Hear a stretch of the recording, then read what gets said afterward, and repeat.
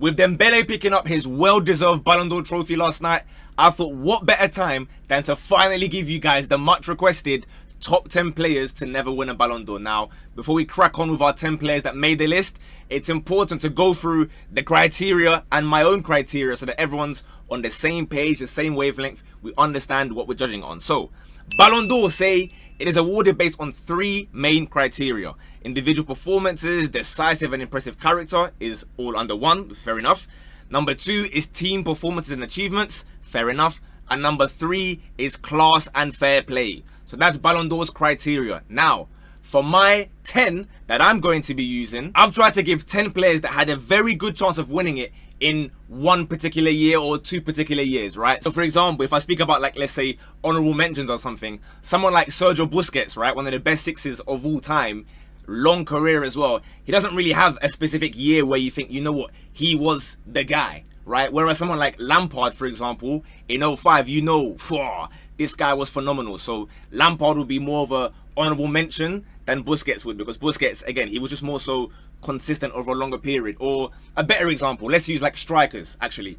Probably the closest guy that I really wanted to fight to get on my list, Zlatan Ibrahimovic. The guy has been doing it since, 2003 up until, like, let's say the mid 2010s. But again, there was not one specific year where I thought, you know what, Zlatan is the guy or the second in command. So Zlatan will be like 11th on my list. So I hope you guys understand where I'm coming from with that. And with that being said, let's crack on.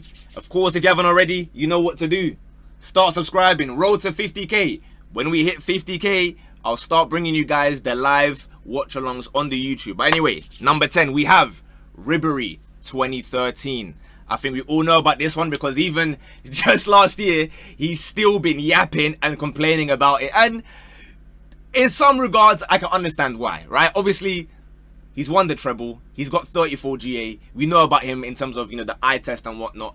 And there's been the whole debate about, was it slightly cheeky of the organizers to postpone the voting until after that iconic game that we now know was Portugal v Sweden, where it was Ronaldo versus the aforementioned Ibrahimovic. Ronaldo bags a hat-trick, and then straight afterwards, they start voting. Obviously, Ronaldo's heroics there are going to be at the forefront of their mind, despite Ronaldo, again, as a player, far above Ribery, right? So let's not even make it that kind of conversation.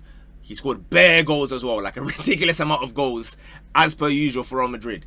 But he didn't pick up a trophy for his club that year. Ribery obviously won, everything there is to win, including getting the assist for Robben, the robbery link-up, if you will, speaking of robberies, to win, the Champions League. And one thing I want to add as well, at the time, you might be like, your memory might be a little bit foggy. Ribery bagged, like, what was it, a 10 GA for France in the World Cup qualifiers. So it wasn't that kind of period where he was ostracized, doing nothing for France. He was bagging goals and France were there, chilling. It was Portugal that had to obviously go and fight and play in those playoffs against Sweden. So I get why Ribery feels hard done by. Obviously Ronaldo, I'm still happy that he won it in terms of, like, for me, Messi, Ronaldo, that era, it's kind of hard for anyone else to get even near them because, yeah, you might not have got a trophy, but ability has to be, for me anyway, the most important thing. Beyond everything else, ability is there. And then, of course, you have all the other, important factors. So that is our 10th place. In 9th, we have a name that might surprise you. We're going back to 1993, and I'm bringing you Dennis Bergkamp, for those of us who remember. And it's not the Arsenal Bergkamp, nor is it the Internazionale Bergkamp. I'm bringing you the Ajax Bergkamp, who, for those who will know their history, if you will, was there on the Ballon d'Or podium twice, and then had like a 4th place a little bit afterwards. Now, when it comes to Bergkamp, everyone, even if you've watched just clips or Premier League years, eye test, he passes that with flying colours. We all know Dennis Bergkamp, eye test, nobody can really chat to him at all. But numbers as well. Let me tell you a fun fact. Eredivisie, in the time that a legend like Romario was there, guess who won Golden Boot 3 straight times? Dennis Bergkamp. As far as I'm concerned, that means that, so he was giving you guys the numbers that also added to the eye test. Now, again, there can be the conversation of, like, he was not winning, Champions Leagues and this kind of stuff. Obviously, he was winning UEFA Cups, and then obviously he won another UEFA Cup with Inter as soon as he went there. But if the UEFA Cup is not necessarily big enough, let's say, for Bergkamp to win it, or their version of the FA Cups as well as the UEFA Cups the year before, then why did Baggio, who only won the UEFA Cup as well in 1993, win it ahead of Bergkamp? I'm just saying, and I'm not saying he should have won it over Baggio. I'm just saying that evidently back then, the UEFA Cup was still somewhat relevant, and therefore it wasn't just like a whoever wins Champions League, you must win the Ballon d'Or. So I think Bergkamp was unlucky, right? Maybe twice or three times to not quite get over the line. And again, ability-wise, you know, it has to carry him up into 8th place. This is a man that everyone is familiar with. We've all seen the footage. We've all seen the tapes. It's someone who you could very well argue probably 10 years from now will have a Ballon d'Or. You might be thinking, hold on a minute, what? I reckon in a decade from now, the Ballon d'Or will go back and rewrite history and give Lewa the 2020 Ballon d'Or. He's another one that he won't let us forget that he was meant to win it in 2020. And to be fair to him, listen, if I should have won a Ballon d'Or, I would be there every year as well saying, hey, but guys, have you forgotten about my Ballon d'Or? Obviously, you know, we know what he was doing. COVID times is the reason why he didn't win the Ballon d'Or, in case anybody was unaware. He bagged like, what was it, 55 goals that season. Obviously won pretty much everything you can win at club level. Again, there are the slight caveats, of course. One, it's the kind of COVID era, COVID bubble, whatever you want to call it. So the Champions League was even... Do you remember that weird Champions League where it was like, not even home and away, it was just one leg, one leg, one leg? That's obviously you know, the one that he won. And I think what makes it a bigger vial is, obviously we can all say that like, the majority of you and I, we were not watching the Bundesliga week in, week out, right? I think that's fair to say. There will be a few of you, don't get me wrong, you know, Bayern fans, Dortmund fans, etc. But most people were not watching Bundesliga. We'd lock in to the Champions League, and then obviously we see Bayern go and win that. But the year after, for the next Ballon d'Or, for them to give him that meaty pizza cutter trophy, I said, damn, bro. You could have had that gold shiny Ballon d'Or, and that's what you've been given. So I reckon they'll retrospectively go back and give it to him. A bit like how, you know, they used to give, well, obviously Sir Stanley Matthews got his thing at 40. Di Stefano got the Super Ballon d'Or back in the day, for those of us who remember. I think he can get one as well. So anyway, we move on.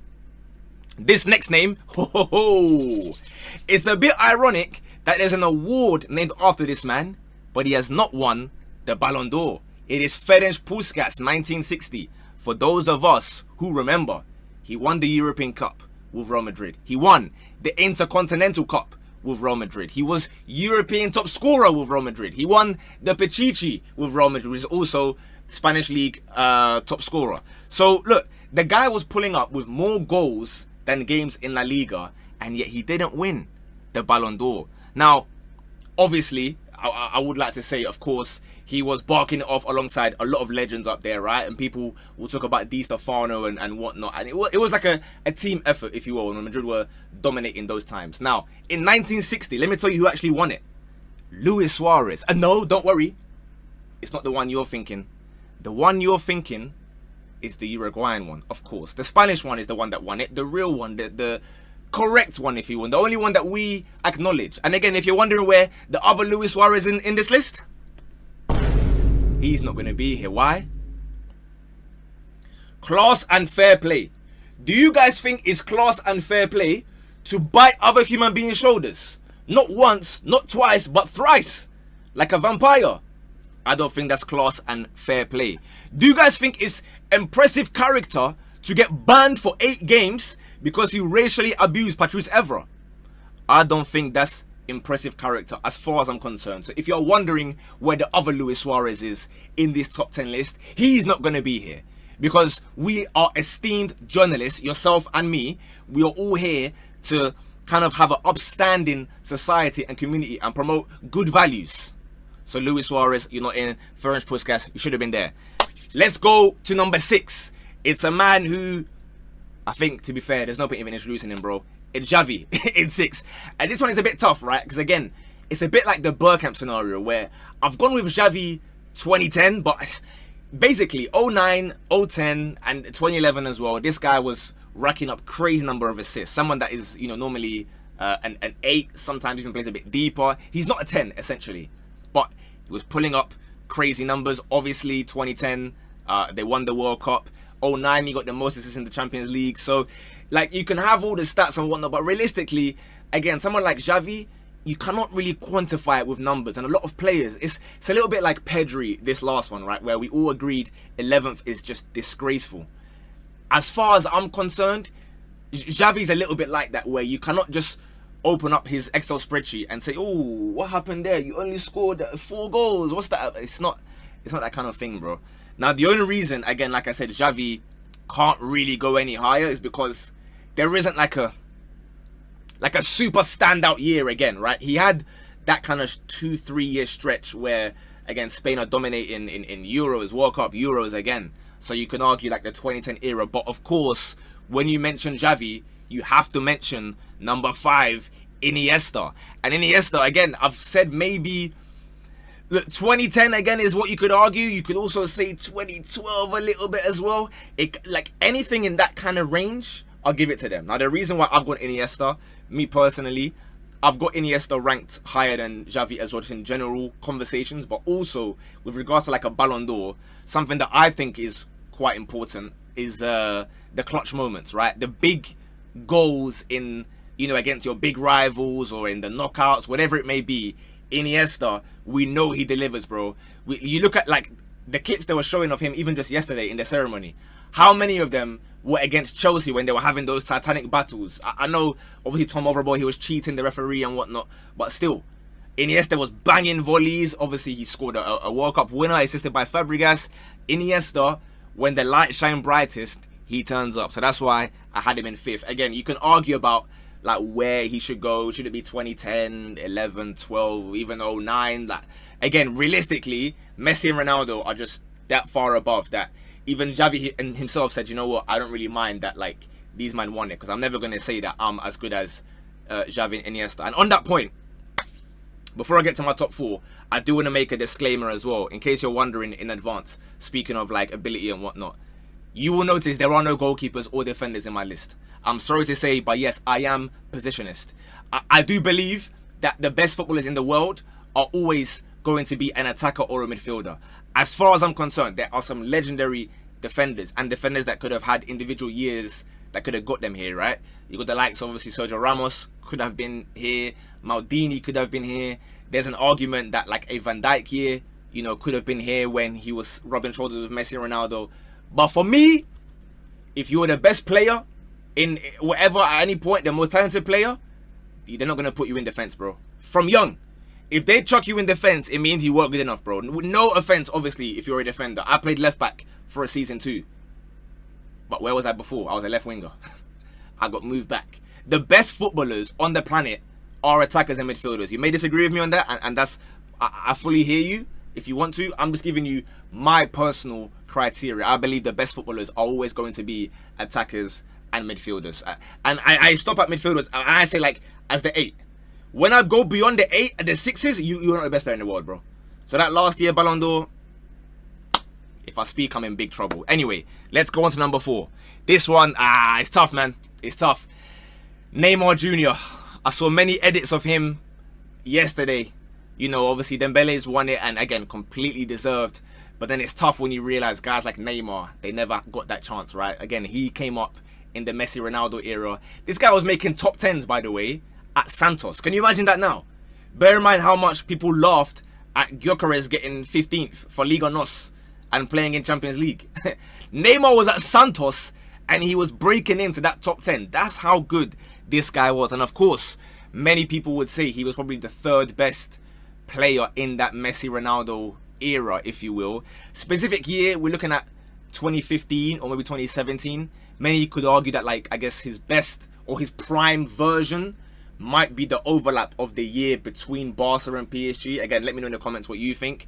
As always, I don't claim to be the fountain of knowledge and pure facts, right? You can disagree with me, just do it respectfully. As always, that's all I ask for you. Don't just start saying, what a stupid idiot, zero ball knowledge. Just give me your opinion politely. But yeah, listen, 2015, again, he won everything at club level. Champions League, he was top scorer alongside the 2 GOATs that we've mentioned before as well. So it's just a very unfortunate scenario. And I'm going to be real.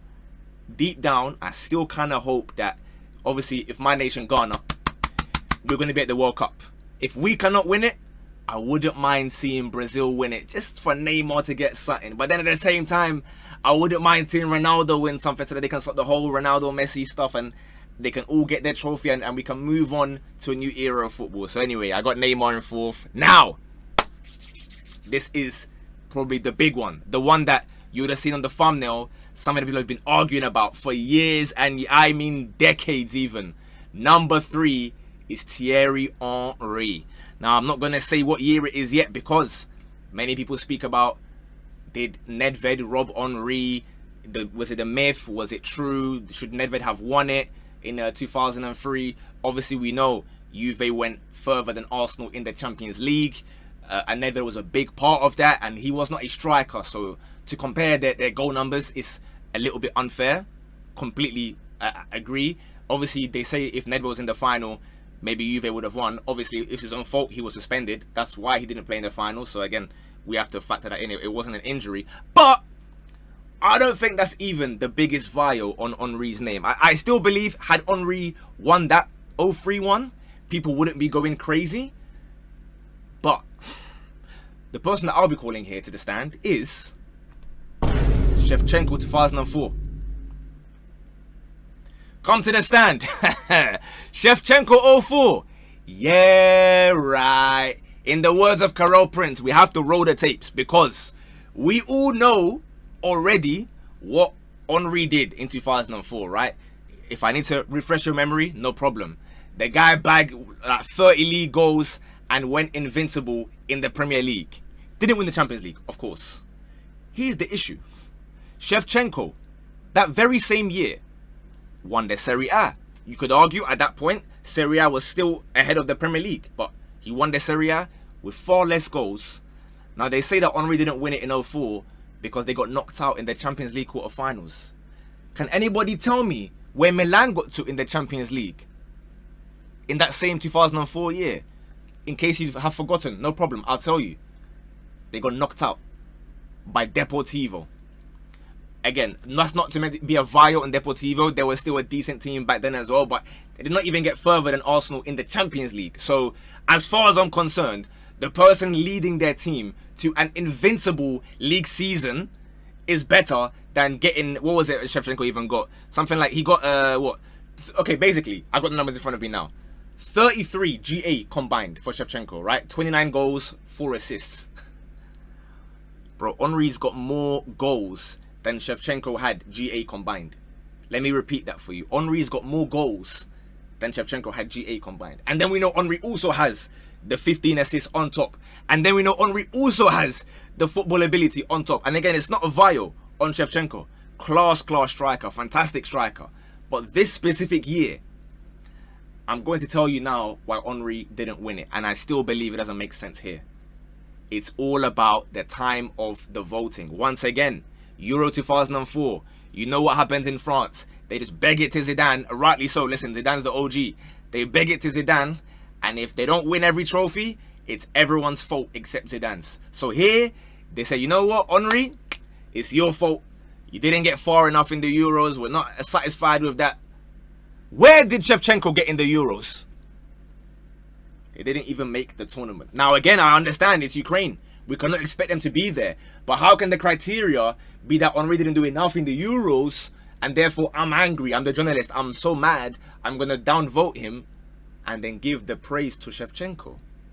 To me, guys, it's a little bit difficult to understand that. And just to further cement my point here of how much Euro stacks there was, do you know who came one below Henry?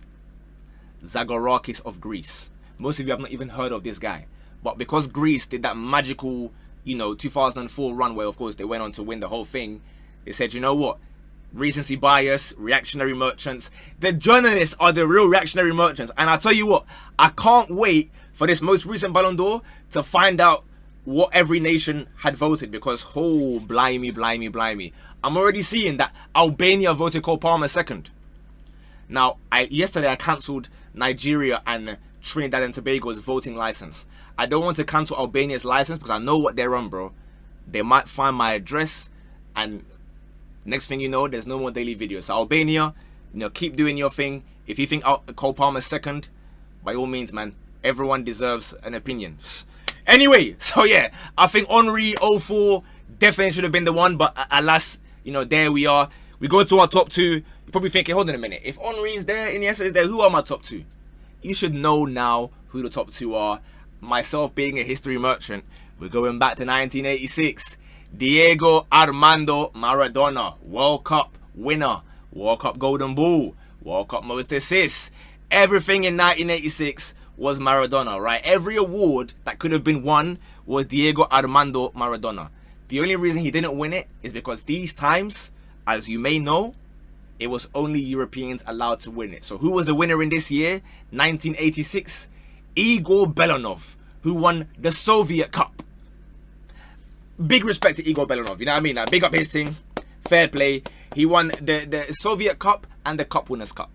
Again, the Cup Winners' Cup is the trophy that people try to pretend now no longer exists. It does definitely exist, but let's be honest. If Argentines were eligible for voting in 1986, Maradona would have won that by, I reckon he gets every single vote and nobody even writes down a number 2 or number 3. So if I'm not mistaken, I think, I could be wrong on this one. My memory could be the first time that it fails me, but I think below Igor Belanov was Gary Lineker. So again, big up his thing, but Maradona, 1986. I think we've all seen the tape. So he's in second, which means you know who's number 1. It is Ore. It is the king, the man with over 1,000 goals and counting. It is Pele. Big ups to him. 1958. All the things that people gas. Basically, imagine everything that guys gas up the current podium guys for combined. That was Pele. People say, oh, Yamal's only here because he's young. Pele was 17, 1958. Oh, you only got Dembele because he's got the trophies. Pele won the World Cup. In fact, not only did he win the World Cup, he didn't even start the first 2 games. And then he came into the team, and then he started bagging in every single game, including, by the way, a hat-trick and an assist in the semi to knock out who? Raymond Kopa, the person who won the 1958 Ballon d'Or. He got knocked out by Pele's hat-trick in the semi-final, and then of course everybody know. I say everybody knows as if it's common knowledge. Apologies. Sometimes I forget that, like, I'm still teaching some of you guys, you know, so bear with me. And then he went to go and get a brace in the final to win the World Cup. So big up to Pele. Of course, we can also start adding, he won the Campeonato Paulista and he was top scorer. I mean, the brother got, I think it was like 58 goals in that league there, which was basically double the amount of games he even played. Now, again, people talk about, oh, Wara Farmers League, blah, blah, blah. To me, that notion is so tired, bro. It tells me you get your football understanding from Twitter. Because back then, when most teams were just made up of players, you know, from that league, Brazil were the best country in the world, and all the Brazilians played in Brazil. So what do you mean they're playing against farmers? Should he go and play against Nigel from the pub in England? I don't understand what they're expecting from there. He was playing against the best of the best in Brazil, and he was dropping numbers. So please, let us respect Pele. The Ballon d'Or, in the end, to be fair, did respect him, because in 1999, I believe it was, the Ballon d'Or made like a best players of the entire century list to now include, you know, all continents. They had Pele 1, Maradona 2, and Cruyff 3. So Pele and Maradona, to me, it doesn't matter what order you have them in. I've just gone Pele because the numbers were crazy, and of course the eye test, and of course the trophies and accolades, and the age and the storyline. And he's a good dude as well, man. Maradona, listen, you may argue about the class and fair play, you know, towards maybe the 90s and that, but I think the football ability outweighs the class and fair play a little bit for Diego Armando. I hope you guys can agree. But as per usual, guys, it is open for debate. Let me know your honorable mentions. Like I said, if you want to make an argument for Zlatan, the likes of Lampard had a really good shout in like a 05. Let me know who you think should have made my top 10 list. There are some great players, just didn't have one individual year is my problem. I hope you guys can understand where I'm coming from. Other than that, keep subscribing, keep liking, keep commenting. My question for today for you guys is, what's your favorite ever PlayStation game? If you've watched this far, let me know in the comments your favorite ever play or Xbox game or Nintendo DS, any playable game. What's your favorite of all time? Sports, non-sports, whatever. In a bit. Bosh.